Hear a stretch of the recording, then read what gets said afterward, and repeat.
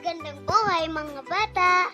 Tara, samahan ninyo akong matuto kasama si Teacher Aika, your online teacher.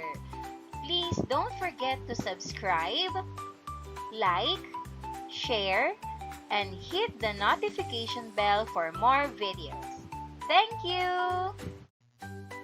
Matatag Curriculum, Filipino Grade 2, Quarter 1, Lesson 1, Day 2. Ang ating aralin ngayong araw ay tungkol sa mga tunog ng alpabetong Filipino. B, E, U, T, at K.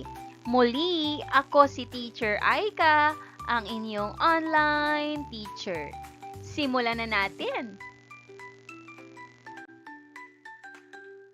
Mga kasanayang pampagkatuto. Natutukoy ang tunog ng alpabetong Filipino, B, E, U, T, at K. Nabibigkas ang mga tunog ng patinig at katinig. Natutukoy ang mga salitang magkakatugma, 1 hanggang 2 pantig. At natutukoy ang mga tunog na bumubuo sa salitang patinig at katinig.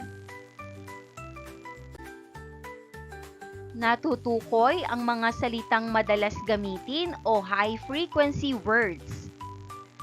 Nagagamit ang mga salita na high-frequency tungkol sa A, sarili, at B, pamilya.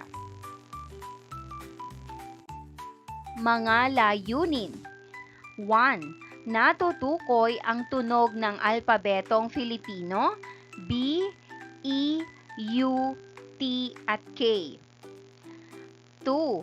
Nabibigkas ang mga tunog ng patinig at katinig, B, E, U, T, at K. 3.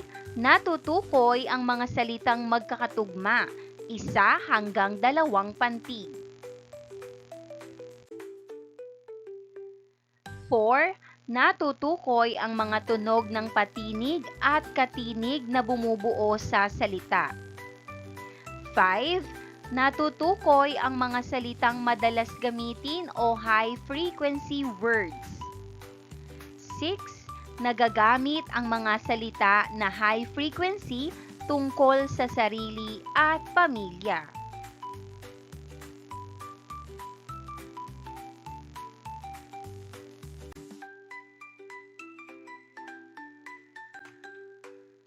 Bago natin simulan ang ating aralin, tayo ay umawit.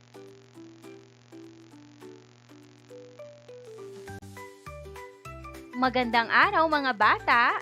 Bago tayo magsimula sa ating aralin, nais ko munang malaman kung kumusta kayo ngayon. Gamit ang emoji, ipakita ninyo ang inyong nararamdaman. Kayo ba ay masaya? Ayos lang? Malungkot, naiinis o may dinaramdam, o inaantok?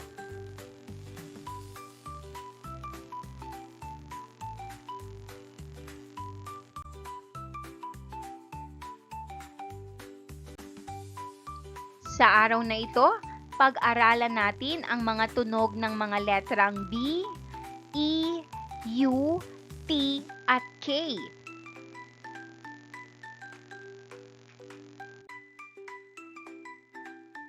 Ano ito? Nais ba ninyo na magkaroon nito? Sino sa inyo ang nakatatanggap na ng ganito? O bakit nais ninyong magkaroon nito? Ibahagi ang iyong sagot sa klase.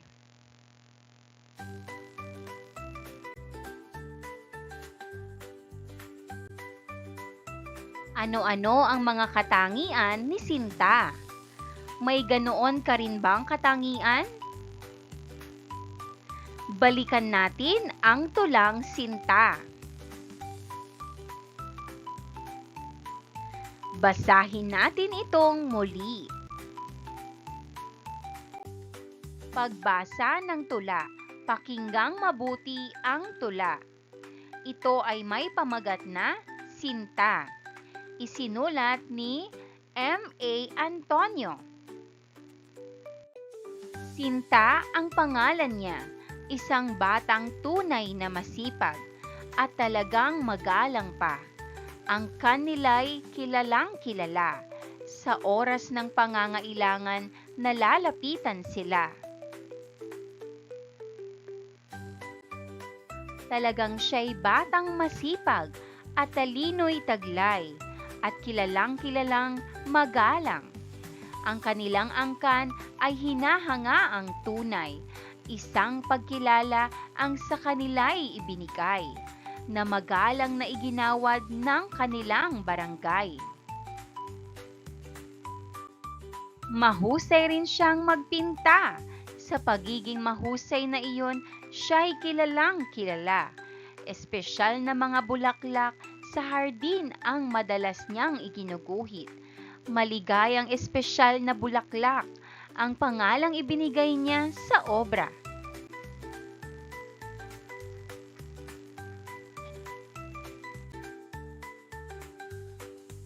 Ano-ano ang salitang ginamit sa tula na nagsisimula sa letrang B, E, U, T at K? Isa-isahin ang mga salitang taglay ng mga nasabing letra.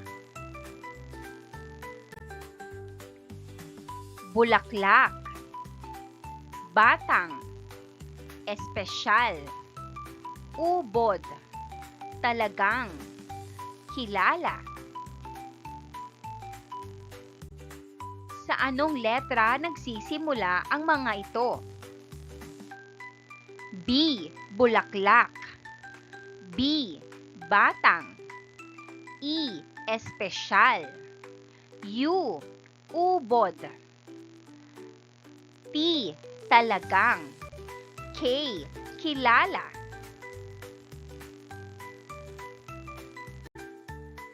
Mga salitang nagsisimula sa patinig. E. Espesyal. U. Ubod. Mayroon tayong dalawang salita. Mga salitang nagsisimula sa katinig. B. Bulaklak. B. Batang. T.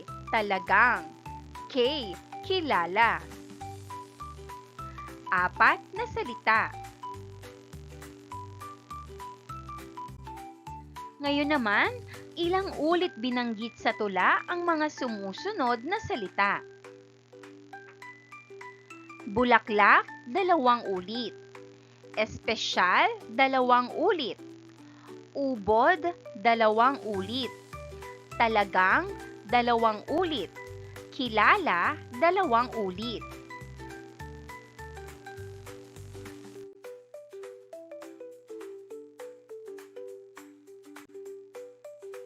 Bigkasin ang bawat salita.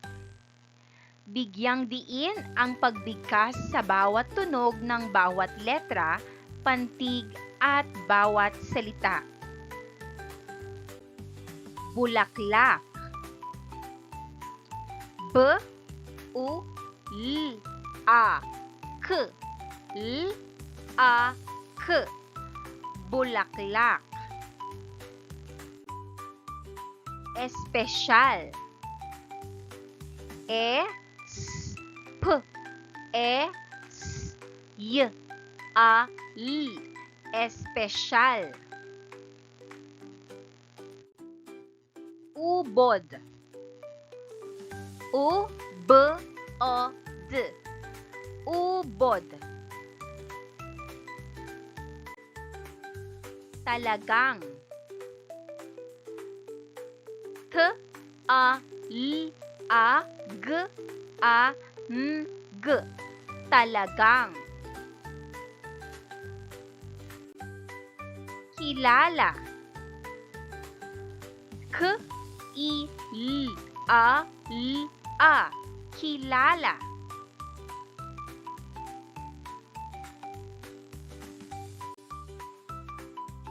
Piliin sa hanay B ang salitang katugma ng mga salita sa hanay A.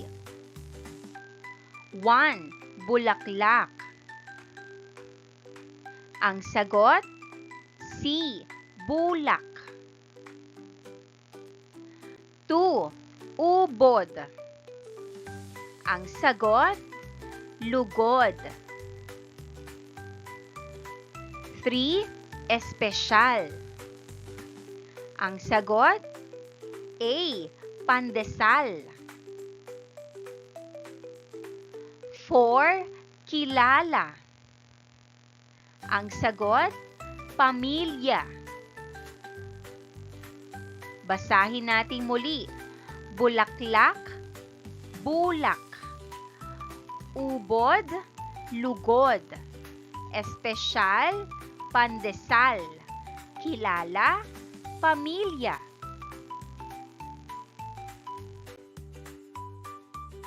Bakit sinasabing magkatugma ang mga salita?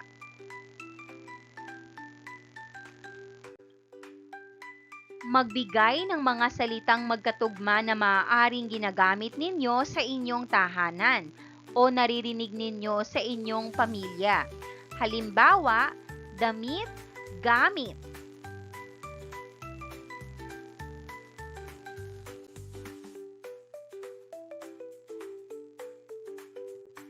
Gawain bilang isa. Sabihin kung ano ang tinutukoy sa bawat bilang. 1. Tunog B na nangangahulugang tumayo mula sa pagkakahiga. Ang sagot, B. Bangon. B. Bangon. 2. Tunog E na tumutukoy sa umiikot na bahagi ng bentilador. Ang sagot, E. Hélice. E. Hélice. 3. Tunog U na nangangahulugang wala na, tulad sa pagkain. Ang sagot, U. Ubos. U. Ubos. 4. Tunog T na nangangahulugang hindi basa. Ang sagot, T. Tuyo. T. Tuyo.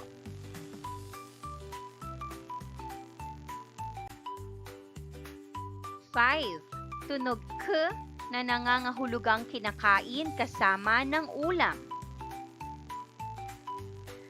Ang sagot, K. Kanin. K. Kanin.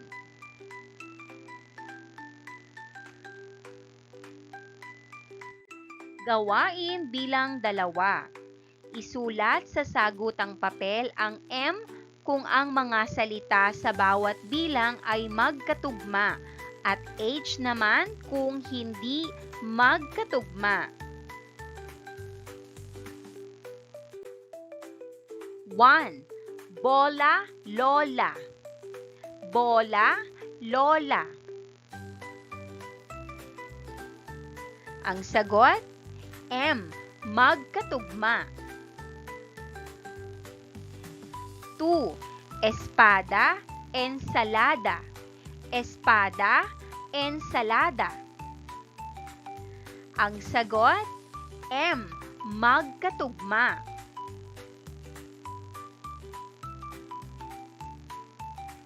3. Upuan, usapan. Upuan, usapan. Ang sagot, M. Magkatugma.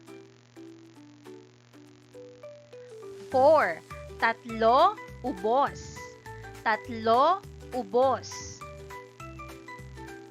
Ang sagot, H. Hindi magkatugma.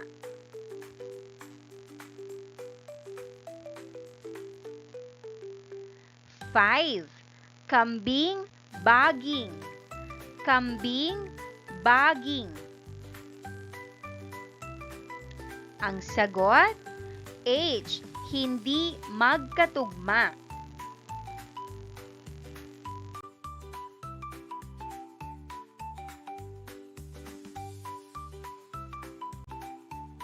Ngayon naman, humanap ng kapareha. Maaaring katabi sa upuan, magharapan, maglista ng 5 salitang nagsisimula alinman sa mga letrang B, E, U, T at K na hindi pa nababanggit sa talakayan. Maglaan ng sapat na oras sa pagpapagawa nito.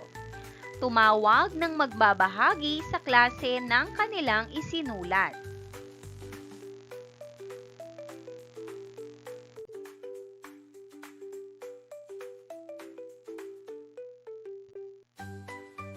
Pumili ng isa sa mga salitang nagsisimula sa letrang B, E, U, T at K na 2 ulit binanggit sa tula upang magpahayag tungkol sa inyong sarili o ang inyong pamilya. Ipahayag o sabihin ito sa klase. Halimbawa, bulaklak ang madalas irigalo ni tatay kay nanay.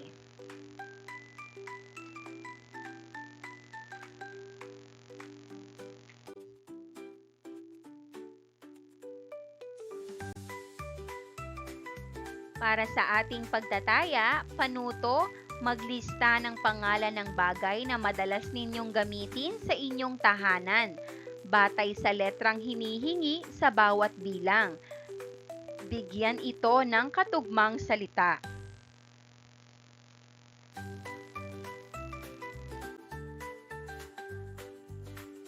One, B. 2, E. 3, U. 4, T. At 5, K.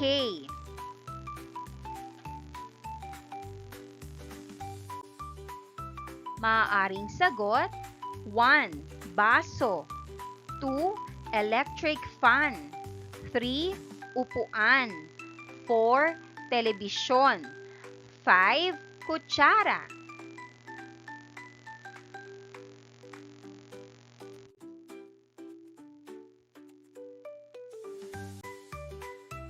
Kasama ang mga magulang o guardian, maglista sa inyong kwaderno ng paboritong gawing magkakasama ng inyong pamilya na nagsisimula sa mga letrang B, E, U, K at T. Maaaring lagyan ng drawing o larawan ang mga ito.